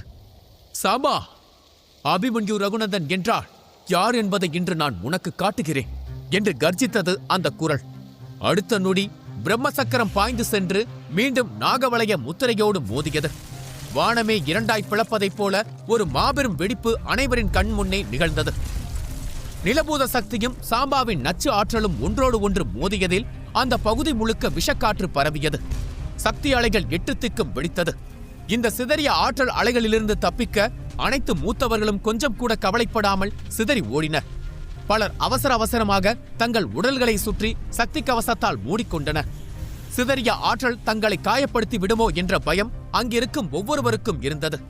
இதை பார்த்த அபிமன்யுவின் முகத்தில் புன்னகை தோன்றியது. அதைத் தொடர்ந்து இன்னும் ஒரு பயங்கரமான சத்தம் கேட்டது. அனைவரும் திகைத்து நின்றனர். அபிமன்யுவின் பிரம்மசக்கரம் நாகவளைய முத்திரையால் உருவான அந்த ராட்சத நாகத்தை துளைத்துக் கொண்டு தடையின்றி முன்னேறி சென்றது. இதை பார்த்த இச்சாதாரி நாகங்கள் அனைத்தும் அதிர்ச்சியில் உறைந்தன. இன்னும் சில நொடிகளில் போர் முடிந்துவிடும், நாம் தோற்பது உறுதி என்று அனைவரும் கருதினர். மறுபுறம் தன் தாக்குதல்கள் கொஞ்சம் கொஞ்சமாக வலுவிழப்பதைக் கண்ட சாம்பாவால் அமைதியாக இருக்க முடியவில்லை. விரக்தியில் அவன் மேலும் மேலும் தனது ஆற்றலை கொட்டிக்கொண்டே இருந்தான். இதனால் அங்கு பரவியிருந்த விஷ மூடுபனி அதிர ஆரம்பித்தது. ஆனாலும் அபிமன்யுவின் முகத்தில் துளிக்கூட கவலை இல்லை. அவன் தனது அடுத்த தாக்குதலை தொடுக்க தயாரானான். உண்மையில் அபிமன்யுவின் நோக்கம் சாம்பாவை கொல்வது அல்ல, அந்த நாகவளைய கவசத்தை உடைப்பதுதான். ஏனெனில் அந்த கவசத்தை உடைக்க தவறினால் அவன் மீண்டும் அதியரசனின் உதவியை நாட வேண்டியிருக்கும். அது அவனை மேலும் மேலும் கடன்காரனாக மாற்றும். அதியரசனுக்கு மட்டுமல்ல, அபிமன்யு யாருக்கும் கடன்காரனாக இருக்க விரும்பவில்லை. ஏனென்றால் எல்லா கடன்களுக்கும் விலை உண்டு. சில சமயங்களில் அது ஏற்றுக்கொள்ள முடியாத விலையாக இருக்கும். தன்னை விட அபிமன்யு உத்தராவை அவனுக்கு தெரியும். அதனால் அவன் சீக்கிரம் கவசத்தை உடைத்து ஒரு வழியை உருவாக்க விரும்பினான். இதற்கிடையில் பிரம்மசக்கரம் கண்களை குருடாக்கும் ஒரு ஒளியுடன் வெடித்து சிதறியது. அதில் இருந்து சிதறிய ஆற்றல் வெள்ளம் போல நாலாபுரமும் கரை புரண்டு ஓடியது. அது நாகவளைய முத்திரையால் உருவான நாகத்தை சூழ்ந்து கொண்டது. பிரம்மசக்கரத்தின் சக்தி அத்துடன் நிற்கவில்லை. அது முன்னோக்கி பாய்ந்து சாம்பாவை தாக்குவதற்கு பதிலாக வானத்தில் தொங்கிக் கொண்டிருந்த நாகவளைய கவசத்தின் மீது மோதியது. எரிமலை வெடிப்பதைப் போல மாபெரும் சத்தம் ஒன்று மீண்டும் கேட்டது. கவசத்தின் மீது மெல்லிய விரிசல்கள் தோன்றின. அந்த தாக்கம் சாம்பாவை மட்டுமல்ல, அங்கு சுற்றித் திரிந்த ஆயிரக்கணக்கான மிருகங்களை பாதித்தது. தன் தாக்குதல் வெற்றி பெற்றதைக் கண்ட அபிமன்யு சிரித்துக் கொண்டே, என்ன சாம்பா, காயம் ஏதும் ஏற்பட்டதா என்று கேட்டான். இதைக் கேட்ட வீரதாசன் புன்னகையுடன், இச்சாதாரி குலம் மீண்டும் ஒருமுறை தன்னை முட்டாள் என்று நிரூபித்துள்ளது. மின்னலின் சக்தியையும் நிலபூதத்தின் சக்தியையும் கொண்ட ஒரு மாவீரனுடன் போரிட்டு தங்கள் பாரம்பரிய கவசத்தை இழக்கப் போகிறது என்று கூறினார். அடுத்த நொடி அபிமன்யுவின் கைகளில் திரண்டு நின்ற சக்தி பிரம்மசக்கரத்தை விட 10 மடங்கு வலிமையானதாக இருந்தது. அதைக் கண்ட வீரதாசனே ஒரு நொடி அதிர்ந்தார். சாத்தியமே இல்லை, இவ்வளவு சீக்கிரம் அழுத்த தாக்குதலை தொடுக்கும் திறமை இவனுக்கு எங்கிருந்து வந்தது? அதுவும் முன்பை விட 10 மடங்கு வலிமையுடன் அந்த தாக்குதல் வெடிப்பதை என்னால் நம்ப முடியவில்லை. இவன் எங்கே இருந்து இது போன்ற சிறப்பு வித்தைகளை கற்றுக்கொள்கிறான் என்று அதிர்ச்சியுடன் கேட்டார். வீரதாசன் மட்டுமல்ல, நெடுமாறன், குருபரன், மதிவாணன் மற்றும் அங்கிருந்த அனைவருக்கும் அதே எண்ணம்தான் தோன்றியது. மறுபுறம் தனக்கு எதிராக உருவாகிக் கொண்டிருக்கும் தாக்குதலின் பயங்கரமான சக்தியை உணர்ந்த சாம்பாவின் கண்கள் பயத்தில் துடிக்க ஆரம்பித்தது. அபிமன்யு தன்னை கொன்று விடுவானோ என்ற பயம் அவனை ஆட்கொண்டது. அதனால் அவன் அவசர அவசரமாக புது முத்திரையை உருவாக்கி தன் உடலை ஆற்றல் கவசத்தால் மூடிக்கொண்டான். ஆனால் அபிமன்யுவின் நோக்கம் வேறாக இருந்தது. சாம்பா நடுக்கத்தையும் மீறி கத்தினா, மனித புழுவே, உன் உடலை தாங்க முடியாத சக்தியை பயன்படுத்தினால் நீதானே முதலில் அழிவாய். மரியாதையாக மண்டியிட்டு என்னிடம் மன்னிப்பு கேள், உனக்கு உயிர் பிச்சை தருகிறேன் என்று கத்தினா. அபிமன்யுவின் உதடுகளில் ரத்தம் வழிந்தாலும் சிரிப்பு குறையவில்லை. இன்று சாகப்போவது நான் அல்ல, உன் ஆணவம், உன் குலத்தின் ஒட்டுமொத்த மரியாதையையும் உன் மரணத்தோடு சேர்த்து புதைக்கிறேன் என்று கர்ஜித்தா. அபிமன்யுவின் கைகள் மிக வேகமாக முத்திரையை உருவாக்க துவங்கின. அபிமன்யு இரட்டை தாக்குதல் நுட்பத்தை தொடுத்தான். அடுத்த கணம் அபிமன்யுவின் உடல் கண்ணை பறிக்கும் நட்சத்திர ஒளியால் ஜொலிக்க ஆரம்பித்தது. அவன் வாயிலிருந்து ரத்தம் பீரிட்டது. ஆனாலும் அவன் நிற்கவில்லை. இதில் வான்வழி தாக்குதல் தான் ஆபத்தானது. அது வானிலிருந்து நேரடியாக இறங்கக்கூடியது. அதை சரியான நேரத்தில் தடுத்து நிறுத்தவில்லை என்றால் யாரை என்ன செய்யும் என்று யாருக்கும் தெரியாது. ஒரே நேரத்தில் அளவுக்கு அதிகமான சக்தியை பயன்படுத்தியதால் அபிமன்யுவின் உடல் பலவீனமடையத் தொடங்கியது. ஆனால் அது தன்னை கட்டுப்படுத்திக் கொள்ள முடியாத அளவுக்கு மோசமாகவில்லை. வானத்தை மூடியிருந்த மூடுபனியால் யாராலும் அந்த தாக்குதலின் வீரியத்தை தெளிவாக பார்க்க முடியவில்லை. ஆனால் இயற்கையில் ஏற்பட்ட பயங்கரமான மாற்றத்தை அவர்களால் உணர முடிந்தது. அது எவ்வளவு ஆபத்தானது என்பதை அனைவரும் புரிந்து கொண்டனர். தூரத்திலிருந்து அங்குருதி குலத்தைச் சேர்ந்த பரதன் நின்ற இடத்திலேயே உறைந்து போயிருந்தான். அபிமன்யுவிடம் இப்படி ஒரு வித்தை இருக்கும் என்று அவன் கனவிலும் நினைத்திருக்கவில்லை. முதன்முறையாக பரதனின் இதயத்தில் பயம் எட்டி பார்த்தது. ஏனெனில் அவனிடம் இருந்த எந்த தாக்குதலும் வான்வழி தாக்குதலை எதிர்கொள்ளும் அளவுக்கு வலிமை கொண்டதல்ல. பயத்தை தொடர்ந்து பொறாமை அவன் மனதில் குடியேறியது. அவனது பார்வை சசிரேகாவை நோக்கி சென்றது. சசிரேகா பரதன் மறைந்து நின்ற திசையை பார்த்து கொண்டிருந்தாள். அவன் இருப்பதை அவள் வெகு நேரத்திற்கு முன்பே உணர்ந்திருந்தாள். அவன் போரில் இணையாதது அவளுக்கு அதிருப்தியை அளித்தாலும் அவன் நிலையில் யார் இருந்தாலும் இதைத்தான் செய்திருப்பார்கள் என்பதால் அவள் அவனை குற்றம் சாட்டவில்லை. பரதன் நடுங்கிக் கொண்டிருந்தான். இவன் மனிதனா அல்லது அரக்கனா? இந்த வித்தையை எங்கள் குலத்தலைவர்களால் கூட தாங்க முடியாதே. நான் இவனோடு போரிட்டு இருந்தால் என் கதி என்னவாகியிருக்கும்? சசிரேகா பரதனை பார்த்து விரக்தியுடன் தலையசைத்தா. அந்த சமயத்தில் வானத்தில் பரவியிருந்த பச்சை நிற நாகவளைய கவசம் அதிரத் தொடங்கியது. மற்றொரு பயங்கரமான கர்ஜனை வானத்தில் எதிரொலித்தது. வானத்திலிருந்து மாபெரும் சக்தி ஒன்று இறங்கி வந்து நாகவளைய கவசத்தின் மீது மோதியது. ஒரு பிரம்மாண்டமான சக்தி மீண்டும் வெடித்தது. இந்த முறை அது சாம்பாவின் தலையிலேயே இறங்கியது. அவன் முகம் பயத்தில் வெளுத்துப் போனது. வெறும் 2 தாக்குதல்களில் ஒருவனால் எப்படி நாகவளைய முத்திரையை உடைக்க முடியும் என்பதை அவனால் நம்பவே முடியவில்லை. அவன் எதிர்பார்ப்பையும் மீறி 30 அடி தடிமன் கொண்ட ஒரு மின்னல் கீற்று வானத்தில் இருந்து இறங்கி நாகவளைய கவசத்தின் மீது இறங்கி அதை மேலும் மேலும் சிதைத்துக் கொண்டிருந்தது. தங்கள் இனத்தின் பாரம்பரிய கவசம் கொஞ்சம் கொஞ்சமாக அழிவதை நம்ப முடியாமல் பல நாகங்கள் பார்த்து கொண்டிருந்தன. அபிமன்யுவின் வான்வழி தாக்குதல் அங்கிருந்த ஒவ்வொரு மிருகத்தின் மீதும் இறங்கியது. அந்த மிருகங்கள் காயமடைய கவசம் மேலும் மேலும் பலவீனமானது. தொடர்ச்சியான மோதல்களால் அபிமன்யுவின் தாக்குதல் வலுவிழந்தாலும் நாகவளைய கவசத்தின் ஒளியும் மங்கிக் கொண்டிருந்தது. அதில் விரிசல்கள் மிக வேகமாக பரவின. அதிகரித்துக் கொண்டே இருக்கும் அந்த விரிசல்களை பார்த்த சாம்பாவின் கண்களிலிருந்து ஆணவம் மறைந்து பயமும் பீதியும் குடியேறின. தனக்கு முன்னால் நிற்கும் சாதாரண மனித சிறுவனான அபிமன்யுவிடம் தோற்றுப்போனதை வேறு வழியில்லாமல் அவன் ஏற்றுக்கொண்டான். கடைசி மின்னல் வானிலிருந்து இறங்கிய போது நாகவளைய கவசம் முழுமையாக உடைந்தது. விடுவிக்கப்பட்ட சக்தி அத்துடன் நிற்கவில்லை. அது முன்னேறி சென்று தன் பாதையில் இருந்த அனைத்தையும் அழித்தது. அடுத்த கணமே அபிமன்யு உத்தராவின் கையை பிடித்துக்கொண்டு தனது பிரம்மாண்டமான சிறகுகளை விரித்துக்கொண்டு போர்க்களத்தை விட்டு மின்னல் வேகத்தில் பறந்தான். அபிமன்யு தப்பித்து செல்வதை பார்த்த சாம்பா ஆத்திரத்தில் தன் முஷ்டியை இறுக்கினான். அவனால் பின்தொடர முடியவில்லை. அவனை துரத்தினால் எஞ்சியிருக்கும் வீரர்கள் இச்சாதாரி நாகங்களை இன்னும் மூர்க்கமாக தாக்குவார்கள். நாகவளைய கவசம் இல்லாமல் இச்சாதாரி வீரர்களை காப்பாற்ற முடியாது என்பது சாம்பாவுக்கு நன்றாக தெரியும். அதனால் அவன் அமைதியானான். ஒரு நீண்ட மற்றும் கொடூரமான போர் ஒரு வழியாக முடிவுக்கு வந்தது. வெகு தூரம் பறந்து சென்ற பிறகு அபிமன்யு கோபத்துடன் திரும்பி பார்த்து, சாம்பா, இந்த கணக்கை தீர்க்க நிச்சயம் நான் ஒரு நாள் திரும்பி வருவேன்.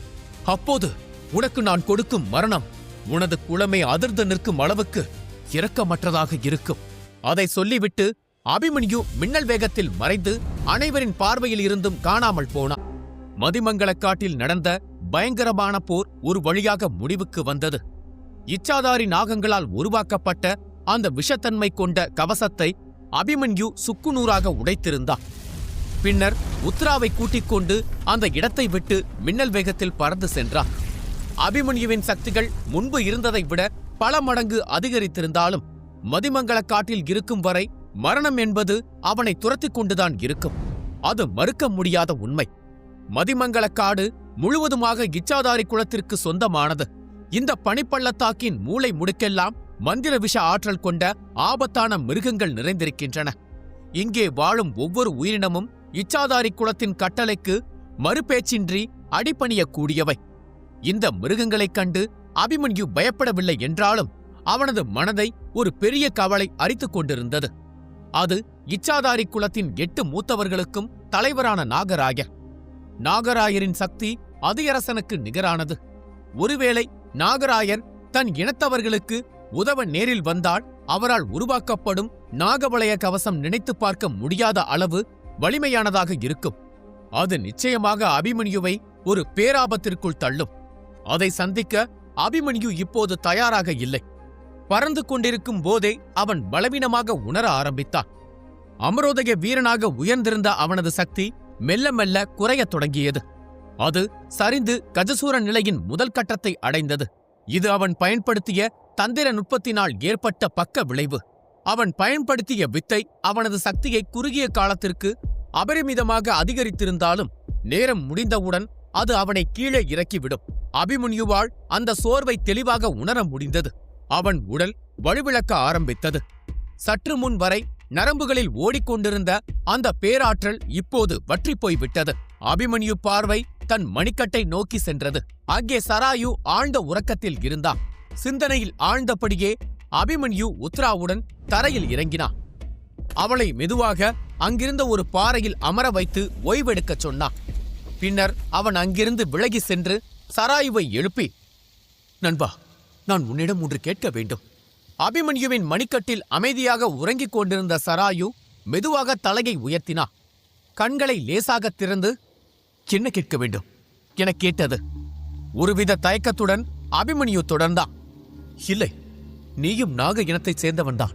ஆனாலும் இச்சாதாரி குலத்திற்கு எதிரான அந்த பயங்கரமான போரில் நீ ஏன் பங்கேற்கவில்லை? உன் சக்தியால் அவர்களை எளிதாக பின்வாங்க செய்திருக்க முடியும் தானே. ஆனால் நீ சசிரேகாவை காப்பாற்றியதைத் தவிர வேறு எதையும் செய்யவில்லை. நான் ஒரு மரண தாக்குதலில் சிக்கியிருந்த போது கூட நீ செயல்படவில்லை.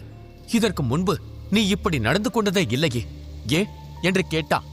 சராயுவின் பதிலுக்காக அவன் சராயுவின் கண்களையே உற்று பார்த்தான். அபிமன்யுவின் வார்த்தைகளை கேட்டதும் சராயுவின் முகம் தீவிரமானது.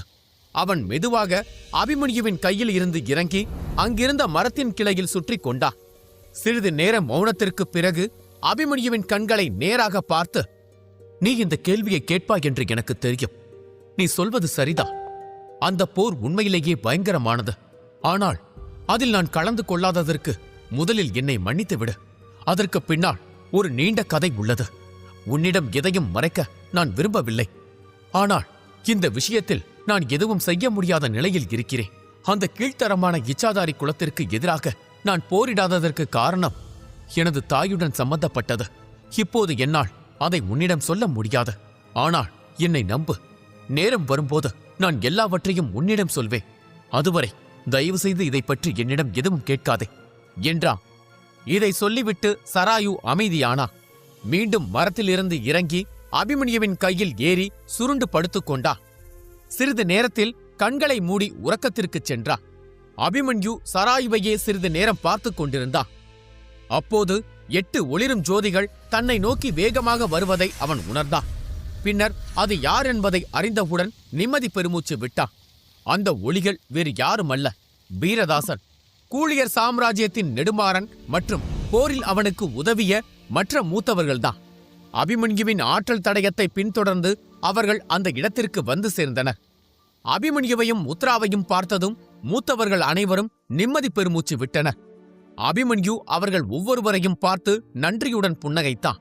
இதை பார்த்த அதியரசன், அபிமன்யு, நீ நலமாக இருக்கிறாயா என்று கேட்டா. அபிமன்யு ஆம் என்று தலையசைத்தான். பின்னர் வீரதாசனை நோக்கி திரும்பி மிகுந்த மரியாதையுடன் சொன்னான், வீரதாசரே, இன்று நீங்கள் எனக்கு செய்த உதவி மிகப்பெரியது.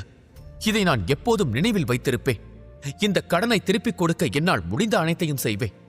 அவன் பேசும்போது அவன் முகத்தில் முதிர்ச்சியும் அமைதியும் இருந்தது. இதை பார்த்த வீரதாசன் மென்மையாக சிரித்தான். என்ன கடன் சிறுவனே, எங்கள் குலத்திற்கு உதவ நீ தயாராக இருந்தாய். இச்சாதாரி குலத்தினர் உன்னை காயப்படுத்தி இருந்தால் அது வபகந்தர் குலத்திற்கு தான் பேரிழப்பாக இருந்திருக்கும். அந்த வகையில் உன்னை காப்பாற்றியதன் மூலம் நான் எனக்குத்தானே உதவி செய்து கொண்டேன். இருந்தாலும் நீ தவறாக எடுத்துக்கொள்ளவில்லை என்றால் நான் ஒரு விஷயத்தை சொல்ல விரும்புகிறேன். இதை சொல்லும்போது வீரதாசனின் முகம் திடீரென தீவிரமானது. அவரது மாற்றத்தை கவனித்த அபிமன்யுவும் உத்ராவும் ஆர்வம் கொண்டார்கள். அப்போது அருகில் நின்றிருந்த குலசேகரன் புன்னகைத்துக் கொண்டே, அபிமன்யு, பதற்றப்பட தேவையில்லை. வீரதாசன் என்ன சொல்ல வருகிறார் என்றால், இந்த போருக்குப் பிறகு உன் நண்பர்களின் சக்திகள் வெகுவாக குறைந்து விட்டன. இங்கே இருக்கும் அனைவரும் அமரோதய வீரராக இருந்தாலும் இந்த பகுதி இன்னும் இச்சாதாரி குலத்தின் கட்டுப்பாட்டில்தான் இருக்கிறது. இங்கே இருக்கும் விஷத்தன்மை கொண்ட மந்திர மிருகங்கள் அனைத்தும் அவர்கள் சொல்லுக்கு கட்டுப்பட்டவை. இங்கே தங்குவது பாதுகாப்பானது அல்ல. அதனால் உங்கள் சக்திகள் முழுமையாக மீளும் வரை நீங்கள் அனைவரும் எங்களுடன் எங்கள் குலத்திற்கு வர வேண்டும் என்று கேட்டுக்கொள்கிறோம். அங்கே எங்களுக்கு பல கூட்டாளிகள் இருக்கிறார்கள். இச்சாதாரி குலத்தினர் கூட அந்த இடத்தை தாக்க துணிய மாட்டார்கள் என்றார். வீரதாசனும் ஆம் என்று தலையசைத்தார். ஆனால் அருகில் நின்றிருந்த நெடுமாறன் ஒரு கணம் தயங்கிவிட்டு, வீரதாசரே, எங்கள் குலத்திற்கு நீங்கள் ஏற்கனவே போதுமான அளவு உதவி செய்து விட்டீர்கள். உத்ராவுக்காக ஒரு முக்கியமான பொருளை தேடித்தான் நாங்கள் இங்கே வந்தோம். அதை உரிய நேரத்தில் நாங்கள் அடைந்தாக வேண்டும். அதனால் உங்களுக்கு மேலும் பாரமாக இருக்க நாங்கள் விரும்பவில்லை. நெடுமாறன் பேசி முடிப்பதற்கு முன்னால் அதியரசன் குறுக்கிட்டு அமைதியான குரலே, என்னை மன்னிக்கவும். பொதுவாக கூழியர் சாம்ராஜ்யத்திற்கும் பபகந்தர் குலத்திற்கும் இடையிலான விஷயங்களில் நான் தலையிடுவதில்லை. ஆனால் என் கணிப்புப்படி நீங்கள் வீரதாசன் சொல்வதை கேட்பதுதான் நல்லது. இந்த பெண் இப்போதுதான் அமரோதய நிலையை அடைந்திருக்கிறார். மேலும் இந்த போரில் அவளுக்கு பல கடுமையான காயங்கள் ஏற்பட்டிருக்கின்றன. அவள் ஒப்புக்கொள்ள மறுத்தாலும் அவளுக்கு ஓய்வு தேவை. நீங்கள் அவளுக்கு ஒரு தனி இடத்தையும் சில அரிய மூலிகைகளையும் ஏற்பாடு செய்தால் நான் அவளுக்காக ஒரு மீட்பு மருந்தை தயாரித்துக் கொடுப்பேன். இது அவள் காயங்களை விரைவில் குணமாக்கி இழந்த சக்தியை துரிதமாக மீட்க உதவும் என்றார். அனைவரும் யோசித்தனர். பின்னர் மீண்டும் அதியரசன் அவர்களை பார்த்து, மேலும் இந்த பகுதியில் மிக மிக சக்தி வாய்ந்த ஒருவரின் இருப்பை என்னால் உணர முடிகிறது. ஆனால் அவர் எங்கே இருக்கிறார் என்று என்னால் கண்டுபிடிக்க முடியவில்லை. ஆனாலும் அவரது ஆற்றல் என்னை விட பல மடங்கு வலிமையானது என்பதை என்னால் உறுதியாக சொல்ல முடியும். நாம் உடனடியாக பாதுகாப்பான இடத்திற்கு செல்ல வேண்டும். இல்லையென்றால் நாம் அனைவரும் ஆபத்தில் சிக்கிக்கொள்வோம் என்றார். அதியரசனின் வார்த்தைகளை கேட்டதும் அங்கிருந்த அமரோதய நிலை வீரர்கள் யாரும் ஆச்சரியப்படவில்லை. அதியரசனின் உள் மற்றும் வெளி ஆற்றல்கள் அங்கிருந்த மற்ற அனைவரையும் விட உயர்ந்தவை. எனவே அனைவரும் அவர் கருத்தை ஏற்றுக்கொள்வதே சரி என்று முடிவு செய்தனர். விரைவில் மூத்தவர்கள் அனைவரும் வீரதாசனின் இருப்பிடத்தை நோக்கி நகரத் தொடங்கினர். அவர்கள் ஒன்றாக நடந்தாலும் அதியரசன் திடீரென நின்று தன் அருகில் நடந்து கொண்டிருந்த பரதனை பார்த்து, நீ இங்கிருந்து திரும்பி செல்வதுதான் நல்லது. நான் பின்னர் அபிமன்யுவை அழைத்து வருகிறேன். நீயும் போகவில்லை என்றால் மற்றவர்கள் கவலைப்பட்டு இங்கு நம்மை தேடி வரக்கூடும் என்றார். உண்மையில் அபிமன்யுவை தனியாக விட அதியரசனுக்கு விருப்பமில்லை. இன்று நடந்த குழப்பங்களுக்குப் பிறகு ஆபத்து அபிமன்யுவை துரத்திக் கொண்டே இருக்கிறது என்பதை அவர் உணர்ந்தார். மேலும் அதியரசனும் தனது சொந்த வேலையை முடித்துவிட்டு இங்கிருந்து எவ்வளவு சீக்கிரம் முடியுமோ அவ்வளவு சீக்கிரம் செல்ல வேண்டியிருந்தது. இதைக் கேட்ட பரதன் ஒப்புதலுடன் தலையசைத்துவிட்டு அங்கிருந்து பறந்து சென்றார். பரதன் சென்ற பிறகு அதியரசன் அபிமன்யுவின் அருகில் வந்து ரகசிய குரலில் பேசினார். அபிமன்யு, நான் உன்னிடம் ஒன்று சொல்ல வேண்டும். நீ பயன்படுத்தியது ஆத்ம வித்தை என்று எனக்கு தெரியும். ஆனால் அது ஒரு இருமுனை கத்தி. அது எதிரியை அழிப்பதோடு சேர்த்து உன்னையும் மெல்ல மெல்ல அரித்துவிடும். கவனமாக இரு என்றார். அபிமன்யு, எனக்கு தெரியும் அதியரசரே. ஆனால் என் லட்சியம் அதைவிட தீவிரமானது. என் எதிரிகள் என்னை அழிக்கும் முன் நான் என்னை அழித்துக் கொண்டாலும் பரவாயில்லை. எனக்கு அது தேவை என்றார். அதியரசன் வியப்புடன் அவனை பார்த்தான். உன் வைராக்கியம் என்னை ஆச்சரியப்படுத்துகிறது. ஆனால் ஒன்றை நினைவில் கொள், இறந்த வீரனை விட உயிருள்ள வீரன்தான் போர்க்களத்திற்கு தேவை என்றார். இதற்கிடையில் மற்றவர்கள் வீரதாசனின் மறைவிடத்தை நோக்கி பயணத்தை தொடர்ந்தனர். அவர்கள் சீக்கிரமாக அந்த இடத்தை அடைந்தனர். பின்னர் அவர்கள் பல பவித்ரோதய வீரர்களால் பாதுகாக்கப்பட்ட ஒரு மாளிகைக்கு வந்து சேர்ந்தனர். அங்கே வீரதாசனின் மகள் மகிழினி அவர்களுக்காக காத்துக் கொண்டிருந்தார். வபகந்தர் குலத்தின் அந்த தளம் இயற்கையின் மடியில் மறைந்திருந்த ஒரு இரகசிய கோட்டை போல காட்சியளித்தது. சுற்றிலும் ஓங்கி உயர்ந்த மரங்கள் வானத்தை நோக்கி நீண்டிருந்தன. அந்த மரங்களின் இலைகள் காற்றில் அசையும் சத்தம் ஏதோ ஒரு இரகசிய மொழியை பேசுவது போல இருந்தது. அங்கே நிலவிய அமைதி மனதிற்கு ஒரு விதமான எச்சரிக்கை உணர்வை தந்து கொண்டே இருந்தது. அந்த அமைதிக்குள் ஏதோ ஒரு மர்மம் ஒளிந்திருப்பதை அபிமன்யுவால் உணர முடிந்தது. தூரத்தில் இருந்தே மகிழினியும் மற்றவர்களும் சக்தி வாய்ந்த உருவங்கள் வருவதை கவனித்தனர். உடனடியாக அனைவரும் சுதாரித்துக் கொண்டனர். பவித்ரோதய வீரர்கள் கூட தங்கள் சக்தியை வெளியிடத் தொடங்கினர். இச்சாதாரி குலத்துடனான பயங்கரமான போர் பற்றிய செய்தி ஏற்கனவே வபகந்தர் குலத்தை எட்டியிருந்தது. ஆனால் வெற்றி யாருக்கு கிடைத்தது என்பது அவர்களுக்கு தெரியாது. அதனால் யாரோ வருவதை உணர்ந்து அவர்கள் தற்காப்புக்கு தயாரானார்கள். சூழ்நிலையை புரிந்து கொண்ட வீரதாசன் தூரத்தில் இருந்தே சத்தமாக அழைத்தார். அவர் குரலை கேட்டதும் அனைவரும் மரியாதையுடன் தலை வணங்கி தங்கள் சக்தியை திரும்ப பெற்றனர். சில நொடிகளில் அனைவரும் வபகந்தர் குலத்தின் தளத்தில் மெதுவாக தர இறங்கினர். குல உறுப்பினர்கள் அவர்களை வரவேற்க ஓடி வந்தனர். ஒருபுறம் மகிழினி அபிமன்யுவை பார்த்து புன்னகைத்துக் கொண்டிருந்தார். ஆனால் திடீரென அவள் பார்வை அருகில் நின்று இருந்த அழகான வசீகரமான பச்சை கண்கள் கொண்ட ஒரு பெண்ணின் மீது விழுந்தது. அந்த பெண் வேறு யாரும் அல்ல, உத்ராதான். மகிழினி அபிமன்யுவை பார்ப்பதை உத்ரா கவனித்த அந்த நொடியில் அவளுக்கு ஒரு கூர்மையான பொறாமை உணர்வு பொங்கியது. இதற்கிடையில் மகிழினி அவர்கள் இருவரையும் மாறி மாறி பார்த்து கொண்டிருந்தார். அப்போது வீரதாசனின் குரல் மகிழினியின் காதுகளில் விழுந்தது. மகிழினி, என்ன செய்கிறாய்? போய் விருந்தினர்கள் ஓய்வெடுக்க ஏற்பாடுகளை செய் என்றார். உத்ராவின் முகத்தில் தெரிந்த எரிச்சலை வீரதாசன் ஏற்கனவே கவனித்திருந்தார். மகிழினியால் எந்த பிரச்சனையும் வருவதை அவர் விரும்பவில்லை. அதனால் வேண்டுமென்றே அவள் கவனத்தை திசை திருப்பினார்.